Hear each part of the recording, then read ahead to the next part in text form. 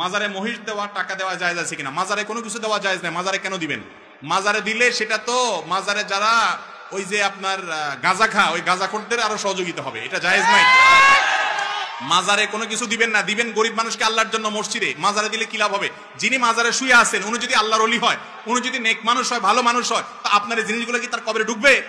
বাইরে যে বাটপার আছে এদের ভাগযোগ করে খাওয়ার ব্যবস্থা হবে, ঠিক না ভাই? ঠিক। মাজারে কোনো কিছু দিবেন না, মাজারে মানত করবেন না। মানত হবে আল্লাহর জন্য, আল্লাহ ছাড়া কারণে মানত করলে শিরিক হবে। একটু আগে বলছি কোন ইবাদত কবুল হবে না যদি শিরিক করেন। কথা কি বুঝাতে পারছেন? কোন প্রকার মাজারে কোনো দান দক্ষিণা মান্নত করা যাবে না। মাজারের ভাই, মাজারে যাবেন কবর জিয়ারত করে দেবেন, সেখানে কিসের দান? ওখানে আপনি দিবেন, বাটপাররা সব ভাগযোগ করে খাবে। দিবেন গরিব মানুষকে, মসজিদে, মাদ্রাসা, ইসলাম মাজার নির্দেশ। ভাই মাজারে যদি কোনো কিছু দেওয়ার নির্দেশ থাকতো তাহলে হাজী সাহেবরা পোলটা ভরে নিয়ে রাসূল করিম সাল্লাল্লাহু আলাইহি সাল্লামের কবর দিয়ে আসতো। আপনাদের এলাকায় যতজন মক্কা মদিনায় গেছেন রাসূল সাল্লাল্লাহু আলাইহি সাল্লামের কবরে কিছু দিয়ে আসতে পারছেন? তাহলে রাসূল সাল্লাল্লাহু আলাইহি সাল্লামের সাথে বড় কবর কারোর আছে দুনিয়াতে? তাহলে ওয়াদা করেন সবাই কোন মাজারে কোনো কিছু দিবেন না, ঠিক আছে তো ইনশাআল্লাহ?